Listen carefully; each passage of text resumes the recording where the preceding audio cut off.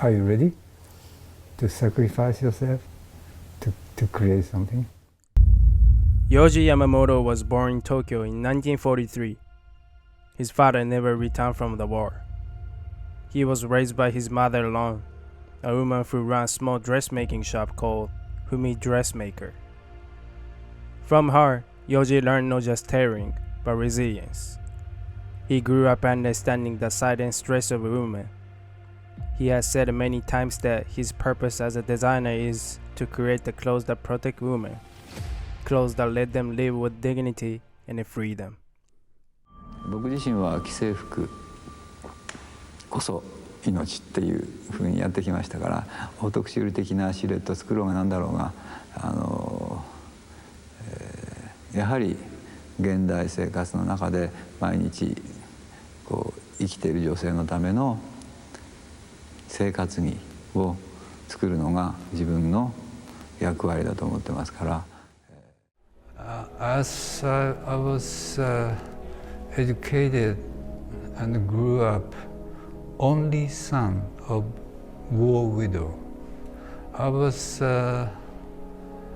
naturally pushed to look the society through my mother. It means I looked society through women. It was my destiny. In high school, Yohji loved painting. He even dreamed of entering Tokyo University of the Arts. But instead, he studied law at the Keio University. Near graduation, he realized that he couldn't accept the future as just another cog in society. He told his mother, "Hey, I want to help at your shop." At first, she was shocked, but finally she said, "Then at least learn how to cut fabric properly." This led Yohji at Bunka Fashion College in 1966, a decision that changed fashion forever. At Bunka College, Yohji quickly stood out. By 1969, he had already won the prestigious Sewing Award and the Endo Award, marks of a rising star. His early works experimented with contrasts, wool combined with vinyl, sharp tailoring softened by drapery. Even in student days, Yohji's designs carried the DNA of what we recognize today. Oversized silhouettes, strong colors, and an elegance that refused to follow trends. Yohji's life changed with the Endo Award. That prize was a round-trip ticket to Paris. When he arrived, Paris was changing. The May '68 revolution had shaken values, and the streets were filled with the women dressed in the ready-to-wear by designers like Sonia Rykiel. They walked with the confidence. Their clothes made not by couture attires, but by brands. For Yohji, trained in the old methods of custom dressmaking, this was a shock. It was the first time he saw the true power of ready-to-wear, and he knew instantly the future of fashion would not be couture. It would be pret-à-porter, which is ready-to-wear. 服が女をかっこよくすることはできんよっていうのは、これ僕仕事始めてからずっと若気の至りも含めて言い続けてることで、かっこいい女が着るから服がかっこよく見えるんだよ、かっこいい女が着ればボロ雑巾だってかっこいいんだよっていうこう言い続けてきたことで、そこのところは自己矛盾、自分の中ではないんです。矛盾があるとすれば、そういうふうに言ってるデザイナー、自分がなぜそこまで作っちゃったのっていう作り方をした時は大きな矛盾を感じますね、自分の中で。作るものだけは嘘つけませんから。Back in Tokyo, Yohji worked in his mother's shop, saving money, honing his craft. And in 1972, he launched his first brand, Wise. Its concept was revolutionary: men's clothes for women. Not to disguise them, but to empower them. Women who walked on their own, live on their own. By 1977, Yohji debuted at the Tokyo collection, and soon his vision would move beyond Japan.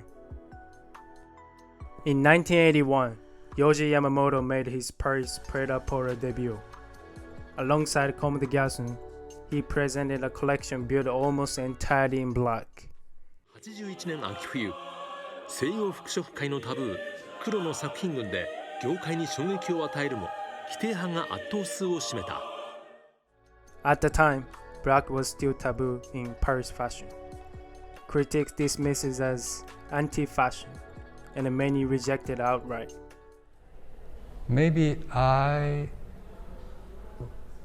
changed in many ways because I got criticized so much, and every time I got criticized, I became stronger. So maybe I became like a monster. But editor and buyers saw something new. A language of clothing that was poetic, defined, and deeply human. The press called it the shock of black. And suddenly, the world could not ignore Yohji Yamamoto. In 1982, his runway featured masks. And the next year, 1983, torn edges, holes, and a frayed fabric created what the press called the poverty look. In Japanese, the Boro look. It was both criticized and celebrated, but it defined a generation. By the mid-1980s, Yohji was in the international force. He won the Mainichi Fashion Award in 1986, and in 1988, established the Yohji Design Studio, expanding his works across the world. In 1991, Yohji and Comme des Garçons staged 6.1 The Man in Tokyo, where musicians from across the world walked as models. 90年代初頭、最も人々の心に残っていると言えるのがコム・デ・ギャルソンと合同で行ったこの 6.1 ザ・メン。パリからの凱旋ショーには東京に大勢のミュージシャンが世界中から集結。高橋幸宏、細野晴臣をはじめとする YMO の面々、エドガー・ウィンター、ジョン・ケイル、ブランキー・ジェット・シティのメンバーなども登場。湾岸戦争のニュースが飛び交っていたこの時、戦争なんかに振り回されてたまるかという思いと、男の服を面白くしたいという気持ちがはじけたステージは現在でも伝説的なショーとして語り継がれている。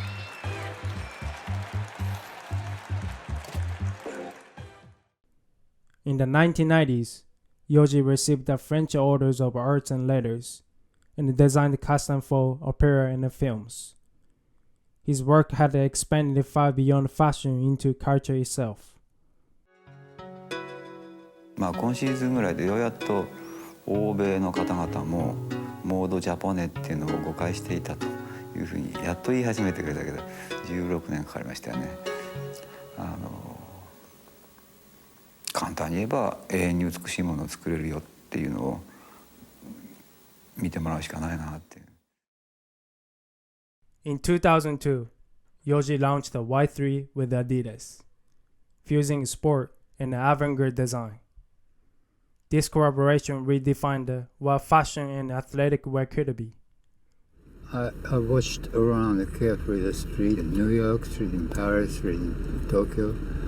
There were so many running people. Time to care about the body. From my side, I made a phone call to Adidas directly, saying that I want to work with your company. Then, very quickly, the answer came back, let's do it. It was 13 years ago. At the time, I was a little bit tired of making fancy clothing, fancy fashionable outfit. Sport item looked very attractive to me. I jumped in the collaboration with Adidas, and the brand name came up Y3. Maybe it means Yohji number 3. Yet with the global expansion came financial strain. The company faced bankruptcy, and until Yohji remained the chief designer, much of the business and marketing passes out of his hand. It was a rush reminder of the reality of the fashion industry, but Yohji didn't stop. In 2010, he staged 4.1 The Man. 大規模なメンズのショーを開催。それが2010年秋冬 4.1 ザメン。服に負けるなよっていうのはずっとあったので、その意味でたかが服されど服っていうのを苦節潰したようなしかめっ面して難しい感じで考えるんじゃなくて、楽しくいこうぜ。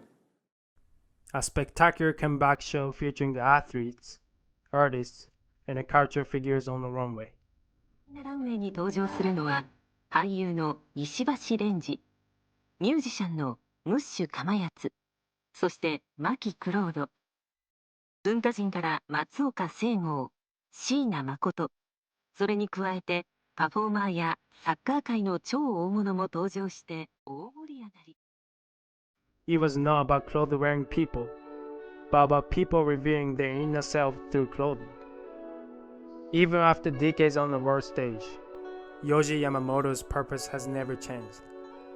He creates clothes not as decoration, but as a shelter, to protect women, to honor their strengths, and to give them freedom.